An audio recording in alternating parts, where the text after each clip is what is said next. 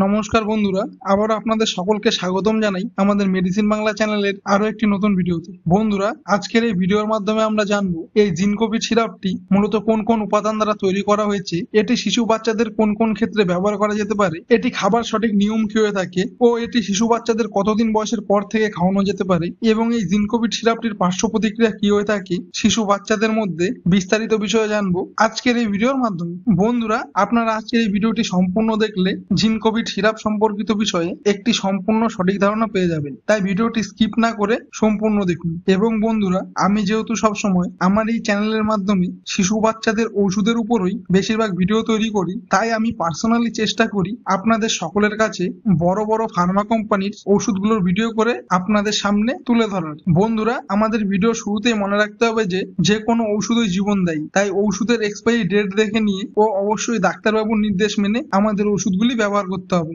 বন্ধুরা, এই জিনকোভিড সিরাপটি Apex laboratories private limited company তৈরি করে থাকে। বন্ধুরা, এই জিনকোভিড সিরাপটি 200 ml এর একটি শিশি হয়ে থাকে, যার আনুমানিক দাম 170 টাকা থেকে 180 টাকার মধ্যে। তবে এই জিনকোভিড সিরাপটি ডিসকাউন্টে পেয়ে গেলে এমআরপি থেকে কিছু টাকা কমে পেয়ে যাবেন আপনারা। এই জিনকোভিড সিরাপটি বাজারে প্রায় সমস্ত ছোট ও বড় খুচরো মেডিকেল স্টোরে পেয়ে যাবেন। এই জিনকোভিড সিরাপটি মূলত দুটি ভিন্ন ভিন্ন উপাদানের সংমিশ্রণ দ্বারা তৈরি করা হয়েছে। প্রথমটি হলো মাল্টিভিটামিন ও দ্বিতীয়টি হলো মাল্টি মিনারেলস, যা ব্যবহার করা হয়েছে প্রত্যেক 5 ml এই 200 ml এর জিনকোভিড সিরাপটিতে। বন্ধুরা, আপনারা যারা আমাদের এই চ্যানেলটিতে নতুন আছেন তারা আমাদের মেডিসিন বাংলা চ্যানেলটি সাবস্ক্রাইব করে আমাদের পাশে থাকুন। আরো এই ধরনের শিশু বাচ্চাদের বিভিন্ন গুরুত্বপূর্ণ ওষুধ সম্পর্কিত বিষয়ে বাংলায় নতুন নতুন ভিডিও প্রতিনিয়ত পেতে। বন্ধুরা, এখন আমরা জেনে নেব এই জিনকোভিড সিরাপটি কোন কোন ক্ষেত্রে ব্যবহার হয়ে থাকে শিশু বাচ্চাদের মধ্যে। বন্ধুরা, এই জিনকোভিড সিরাপটি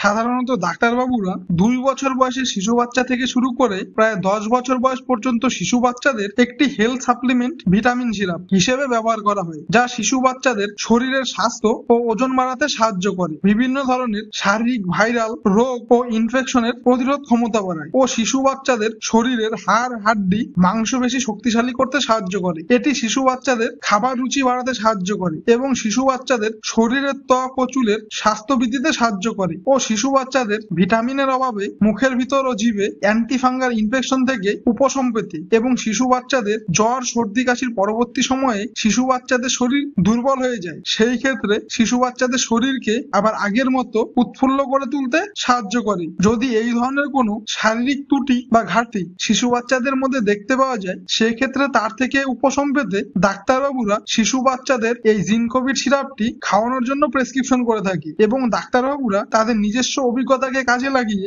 শিশু বাচ্চাদের আরো বিভিন্ন ক্ষেত্রে শারীরিক উপশম পেতে এই জিনকোভিড সিরাপটি শিশু বাচ্চাদের খাওয়ানোর জন্য প্রেসক্রিপশন করে থাকি, শিশু বাচ্চাদের শারীরিক ওজনের উপর ভিত্তি করে। বন্ধুরা, এখন আমরা জেনে নেব এই জিনকোভিড সিরাপের খাবার নিয়ম কি হয়ে থাকে শিশু বাচ্চাদের মধ্যে। এই জিনকোভিড সিরাপটি খাবার নিয়ম সাধারণত ডাক্তারবাবুরা 2 বছর বয়সের শিশু বাচ্চা থেকে শুরু করে প্রায় 10 বছর বয়স পর্যন্ত শিশু বাচ্চাদের প্রত্যেক 3 কেজি ওজনে 1 ml করে দিনে 1 বার থেকে 2 বার করে খাওয়ার পরে খাওয়ানোর জন্য ডাক্তারবাবুরা শিশু বাচ্চাদের প্রেসক্রিপশন করে থাকে এবং এই জিনকোভিড ড্রপটি ডাক্তারবাবুরা কন্টিনিউ 30 দিন থেকে 2 মাস পর্যন্ত খাবার জন্য প্রেসক্রিপশন করে থাকে, শিশু বাচ্চাদের শারীরিক অবস্থার উপর নির্ভর করে। এখন আমরা জেনে নেব এই জিনকোভিড সিরাপটি খাবার ফলে শিশু বাচ্চার মধ্যে কি কি পার্শ্ব প্রতিক্রিয়া লক্ষ্য করা যেতে পারে। এই জিনকোভিড সিরাপটি খাবার ফলে শিশু বাচ্চার মধ্যে তেমন কোনো পার্শ্ব প্রতিক্রিয়া লক্ষ্য করা যায় না, তবে কিছু কিছু শিশু বাচ্চার মধ্যে ছোট ছোট কিছু ক্ষণস্থায়ী পার্শ্ব প্রতিক্রিয়া